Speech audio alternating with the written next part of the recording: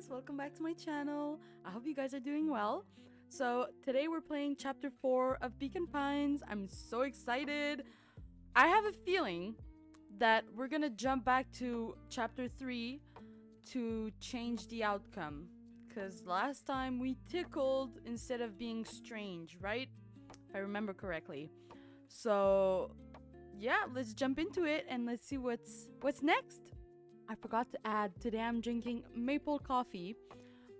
So grab yourself a good drink, cozy up, put on a blanket, and yeah, let's get into it. The best policy. Luca paused for a moment, catching his breath. He'd only just met Beck, and somehow he already managed to drag her into this mess. Hopefully he could make it up to her. But finding Rollo was his primary concern.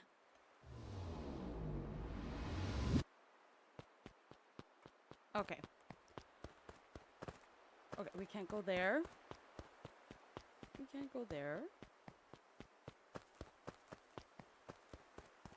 Okay, so I'm hoping that we find Rollo this episode.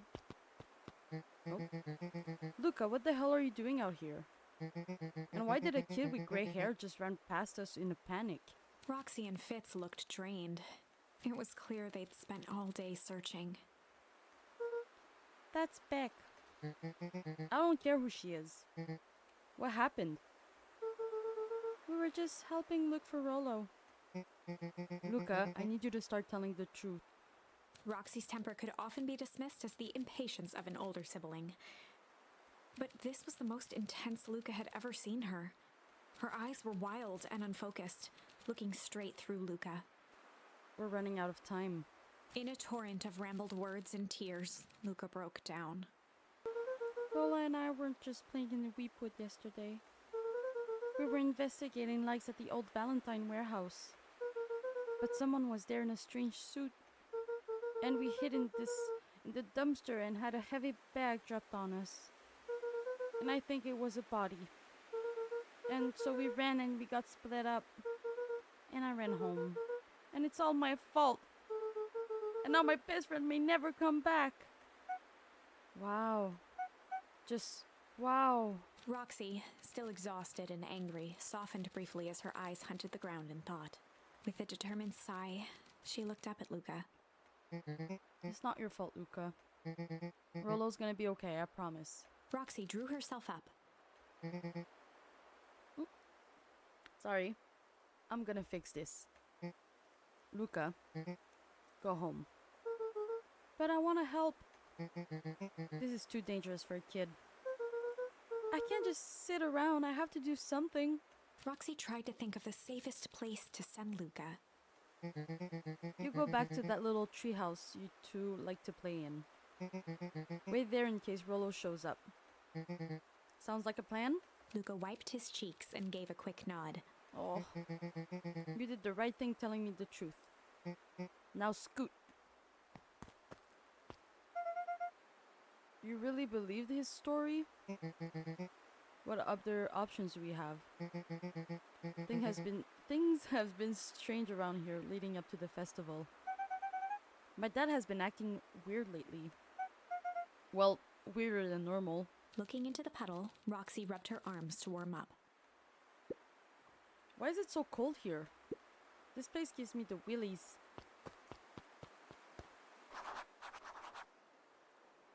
Wait, at the tree house.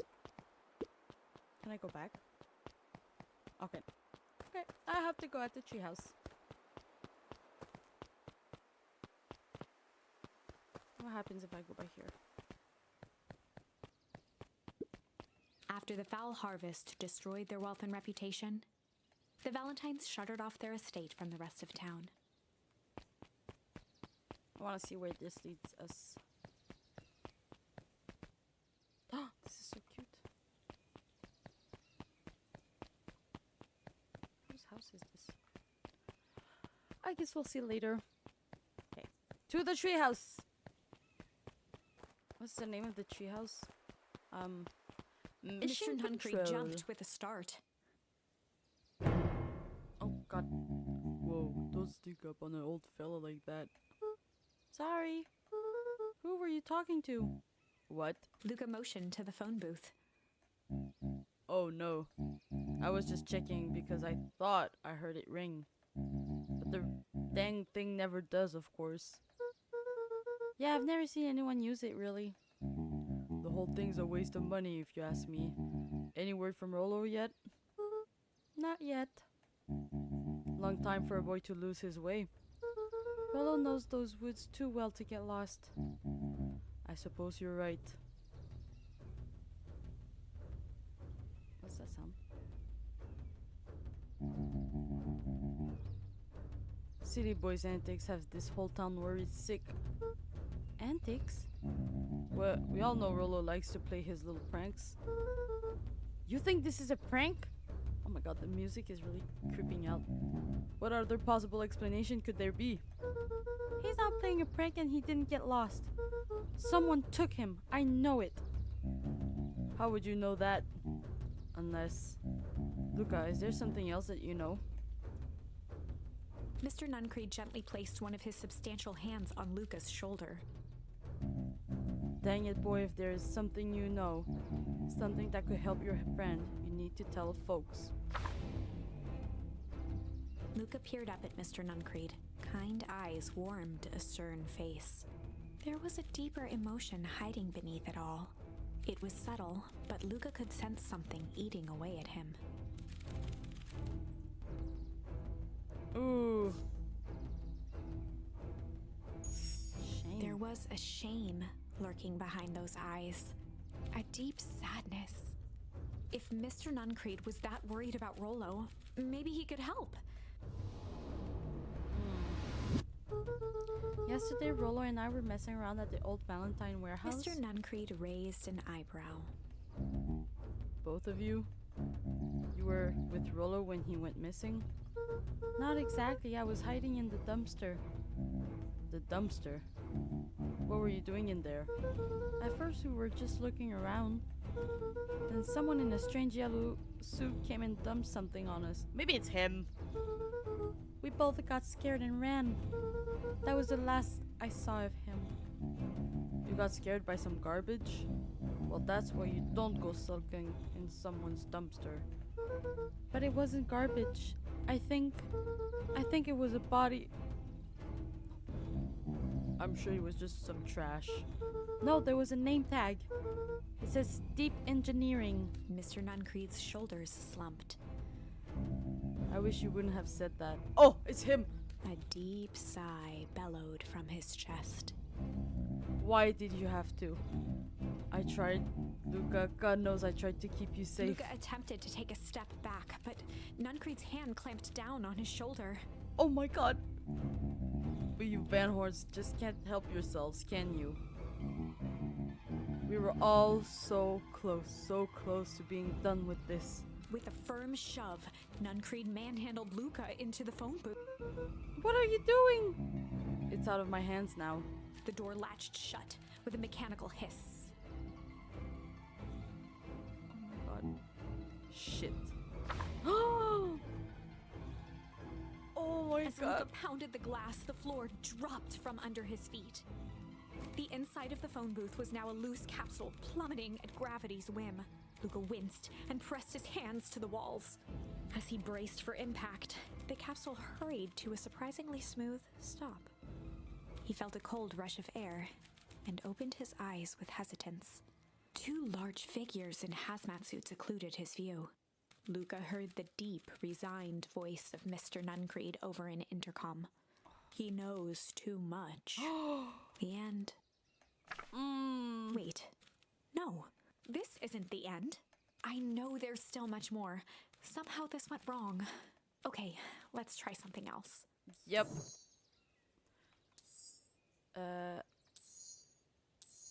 Okay, it's this one. Let's be strange. Okay. That's what I was talking about. Well, time to bust out the strange. Alright, Luca. Looks like you need a little mud bath. What's wrong with you, new kid? You were about to pound your fan. Beck stared in silence, the only sign of life being the twitch of an eye. It's weird when people don't talk. Yup. Stop being a weirdo. Hello? Are you some kind of wackadoo? Makes sense, wackadoos travel in packs, huh, Dud? At the sight of Iggy taunting back, something in Luca snapped. Oh. Iggy's smirk shifted to a look of shock as Luca launched himself into his stomach. Iggy's clothes were drenched in the glowing ooze. Uh-oh. You jerk, my clothes are ruined, I'm gonna... Iggy's voice began to slur as he struggled to get up. Struggle. Okay. I don't feel so... Oh no, I feel bad now. Oh! I'm sorry, I just... Oh shit. Yup. Oh. That was intense. Iggy's gonna be okay, right? Nothing about this seems okay. The person at the warehouse. This strange ooze and what it did to Iggy. Was Rollo caught up in all of this? We have to find Rollo. You took the words out of my mouth. Okay, I just want to be sure if there aren't any other options. Nope. Okay, let's go. Well there, little buddies. You startled me. What in the dickens are you up to in this part of town? We were just helping look for Rollo. Oh, you haven't heard the good news? Rollo showed up safe and sound a bit ago. Really? So where was he? It's funny, really. He just got a little turned around in the woods. They can be disorienting, you know. I'm starting to get that impression. Rollo's at his house now, getting some well-deserved rest. Wow, that's a relief. You two should scurry along before you get lost yourselves. Yeah, come on, Beck. I can't wait to introduce you to Rollo. Oh, that reminds me. Luca, your grandmother was looking for you. She was? She was worried sick. You should march straight home. I guess. Beck, your folks might be getting worried too. I'll walk you home. What was he doing in the woods? That's weird. I need to talk with Nelly about work anyway. Beck glanced toward Luca. I guess all's well that ends well. I'll introduce you to Rollo tomorrow. Sure. Glad he's okay.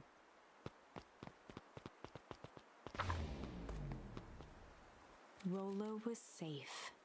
A wave of relief washed over Luca, which was quickly replaced by a sense of dread. Gran is going to kill me. If he hurried, he might just make it home before sundown. Chapter 4. Our harvest awaits. This is weird. Luca took a deep breath and gingerly opened the door, steeling himself for Gran's wrath.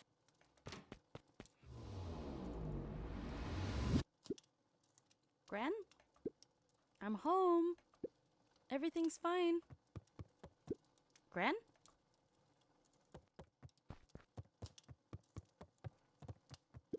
Gran? I know I wasn't supposed to go anywhere. I was just helping look for Rollo.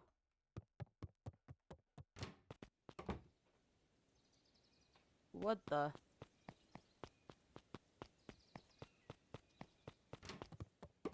Gran? Roxy came over. She was worried about him, so I figured you wouldn't mind if I helped look for him. It turns out Rollo is safe and sound. This is weird.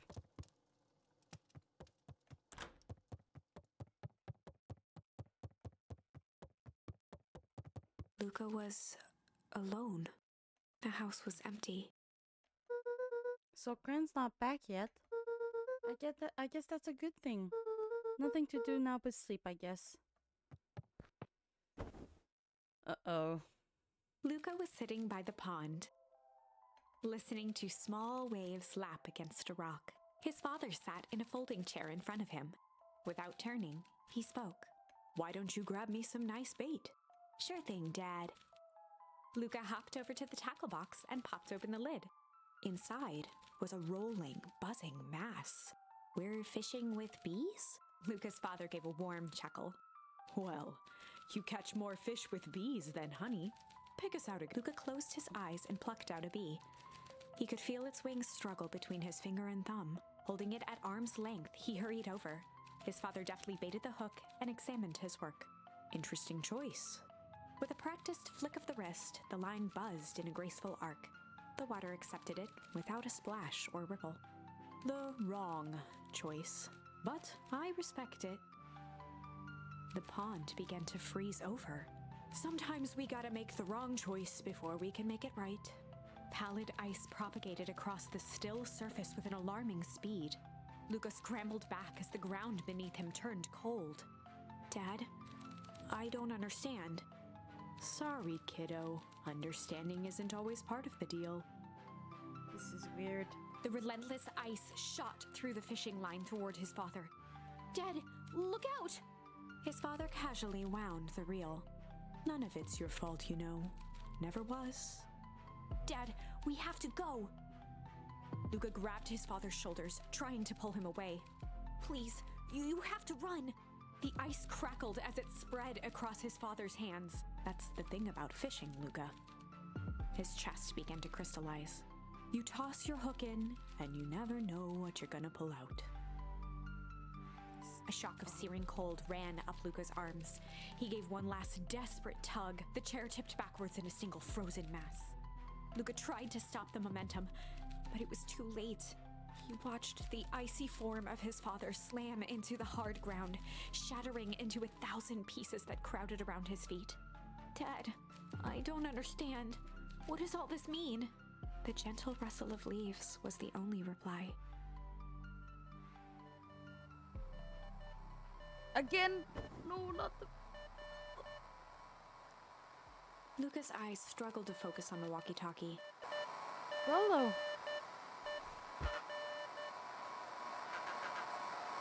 Faintly, he could hear Rollo amongst the noise. Luca. Rollo, is that you? Luca! There? Rollo, it's the middle of the night. Luca, thank God. Listen, I don't know how long this thing will work down here. Down here? Rollo's voice was coming through more clearly now, but some words were still just static. Listen to me. Someone grabbed me yesterday. What? The man in the hazmat suit? It was... took me to some sort of... I think I'm underground. Underground? Are you okay? Kinda. They seem more interested in... for now, at least. Mr. Kerr said you made it back home safe. Kerr? No. Trust... He's... Hold on, someone's coming. The signal went silent. Uh-oh. Rollo? Rollo, where are you? Luca held still, waiting for a response. His pounding heartbeat marking the passage of time. Okay, I think they're gone. Getting worse. I can barely hear you. Rollo's voice began to fade. Losing signal. Not much time. Mission control. We need to... The treehouse. The treehouse! With that, the signal died for good. What was he trying to say about the treehouse? What's at the treehouse? The antenna!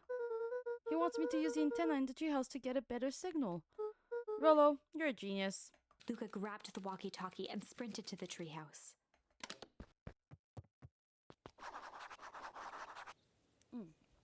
Hook up the walkie-talkie to the radio in the treehouse. Where's the grandma? The grandma wasn't in her bed. That's weird. Luca heard a group of footsteps approaching. He dashed behind the bushes to avoid being spotted. Oh. Oops. There she is. So we all understand our roles. You can count on me. I still think we need more time. This wasn't the original plan. Mr. Tolliver paused, shifting his eyes to one side. We're all in danger now. I, for one, refuse to sit idly by while that danger persists. Refuse. Hiram, you just keep your wits about you. Mr. Tolliver took one long, quiet breath. You're right. You can count on me. I just wish we could have made the deal with Harris Valentine. Her resources could have come in handy. As I said, I had no time to contact her after your call this morning. Plans change. How is Luca holding up? He's fine. We wouldn't lose sight of the fact that this is all... I know very well what all of this is for. We have no choice. Oh my god. I'm so curious. What's going on? Operation Sparkplug has a new objective. Are we in agreement? The three shared a determined look. Good. We'll reconvene after the festival.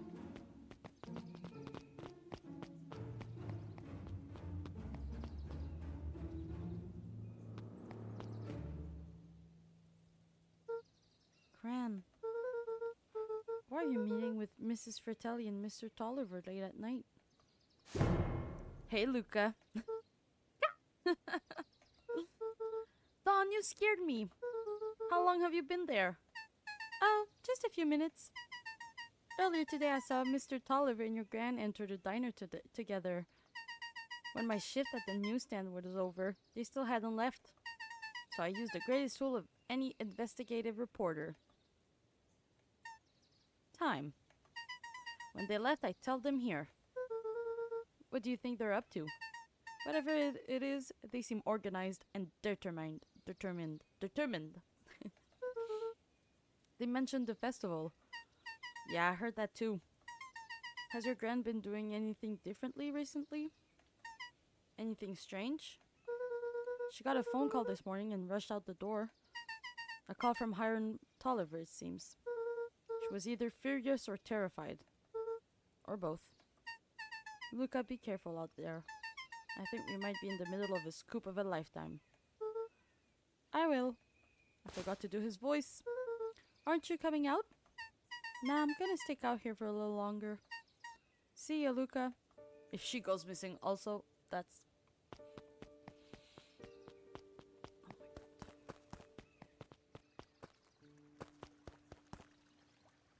Should I go talk to them? I'll go talk to them. I did it! I changed the sign! Splendid. Did anyone see you? I don't believe so. You were right. It was simple enough to just rearrange the letters.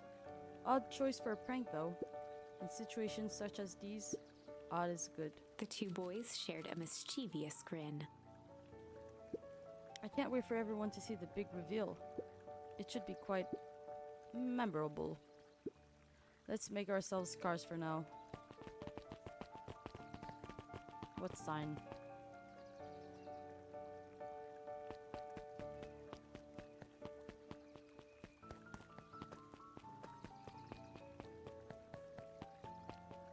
Okay, I was just checking around to see. Weird.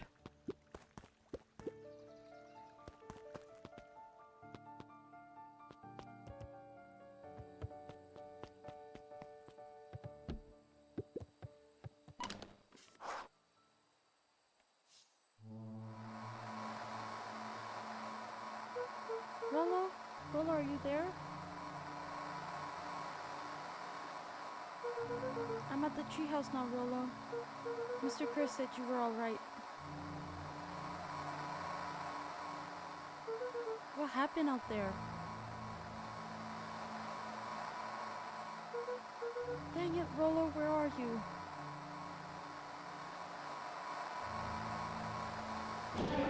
Oh my god. I jumped a little. Who's there? Luca could only see a cloaked shape behind the rocket. I've got weapons in here, so you'd better come out right now. He strained to hear as a muffled voice began. Weapons. How could you hurt something that's already dead? Fear gripped Luca's throat. Who Who are you? What? You don't recognize me? I guess I don't even recognize myself anymore. Luca stared at the ground for a moment, trying to place the dampened voice. The figure shifted slowly from behind the rocket, revealing itself to Luca. It's gonna be the that got splashed by the little green stuff. I'm a monster. Oh. And now they hunt me like the beast I am. Iggy. Luca reached over empathetically. Iggy's tone jolted to dejected anger. Don't touch me! This is all your fault. Luca slumped to the ground, overwhelmed by guilt. I'm so sorry. I didn't mean to. I lost control. So you couldn't control yourself for a second, and I get to be like this forever? There must be a way to fix this. Oh, you gonna be my savior? Perfect little Luca saves the day. With his positive attitude and the power of friendship. None of this matters, there's no time. They're after me. They chased me all through Weepwood. I only came in here to hide. Hide from who? Who's after you? Luca! Rollo? It's not safe, Luca. Rollo, where are you? The treehouse. I'm at the treehouse, Rollo. Where are you? No, Luca, the treehouse isn't safe. They said they were going to the treehouse. Oh my god. This is so scary. I was trying to tell you to stay away from the treehouse. Who said they're going to the treehouse? The clipboards. What did I tell you? Those perennial harvest wackadoos are after me. They've been chasing me, yelling questions at me. What sort of questions? They were saying the same stuff they always do. But it's different now. Less asking, more threatening. We're gonna figure this out, Iggy. Yeah, well, thanks. Hello? Is anyone present in this arboreal domicile? Crap, they found me. Luca, what's happening? Don't panic. You stay here and I'll see what they want.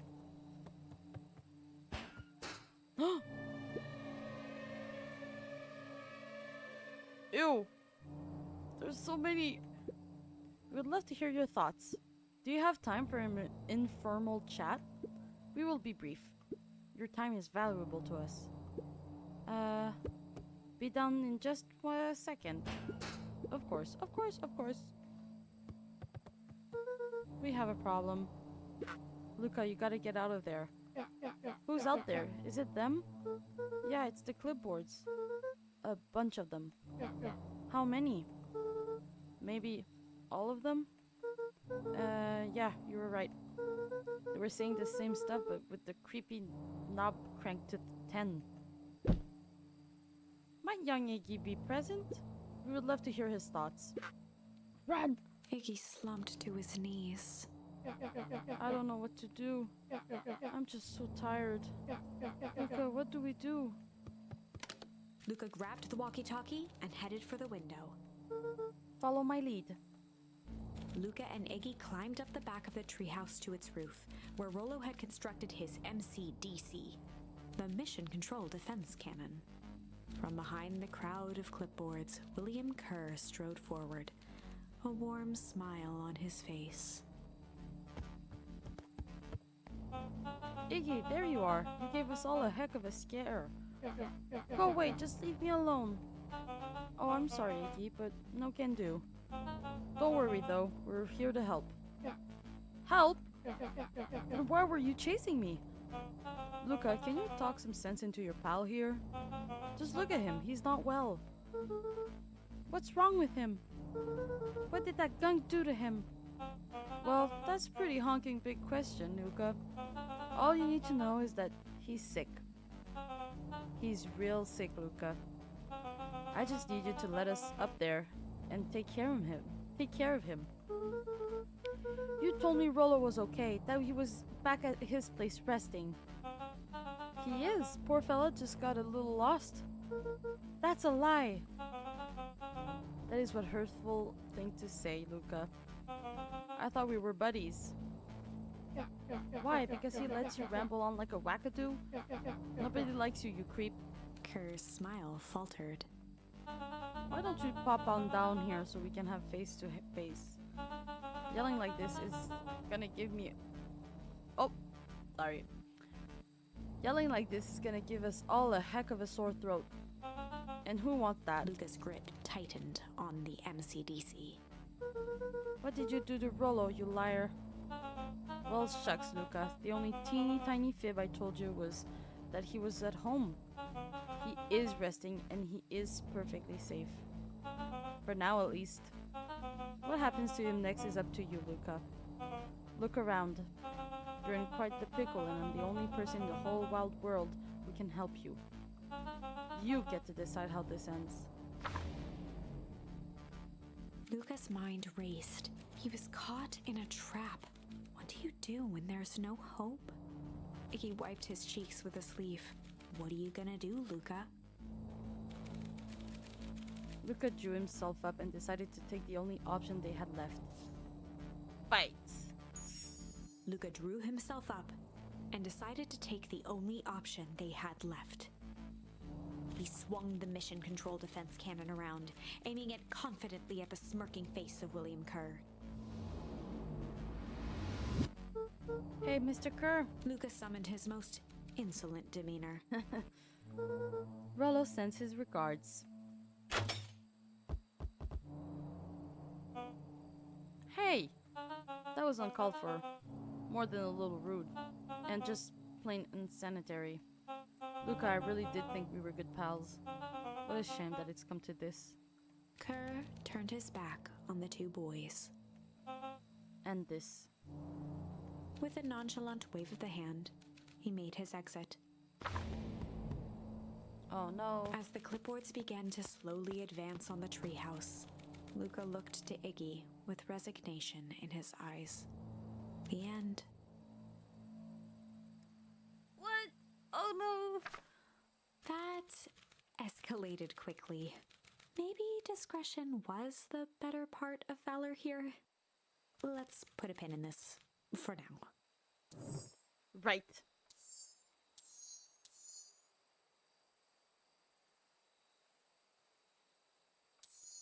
Okay, so we have to go back. The only thing I can do is this one. What was this one again? Rendezvous with Roxy. I was a little shit. Change. I don't remember this one. Okay, we'll have to go back to this one. Let's do this. Okay, so we were at this thingy. Lost his fingernail on his chest. Okay. Struggle. This is a story about struggle. Luca could hear a machine humming somewhere nearby. He felt around wildly, searching for something, anything that could help. His hands found a hard object, maybe a tile? He yanked it free, lifting the cold stone. Let me go! Okay, so the big hazmat suit got him. Luca swung the tile as hard as he could at the shape that still held fast to his leg. He heard the crack of glass as the stone hit the assailant's mask. With a muffled yelp, the hand let go. Luca was free and scrambled to the door. He never looked back once on the long run home. Chapter 3. Okay. I knew there was gonna be some back and forth. So this is gonna be hard to to change the episodes from now on, but it's okay. So we're now back at chapter 3, I guess. So that was a fun episode. I'm really glad you guys were here with me for it. Like I said, thank you guys for being here. I'll be naming the titles differently from now on, I guess. I'm not really sure. But yeah, I hope you guys enjoyed and see you next time. Bye bye.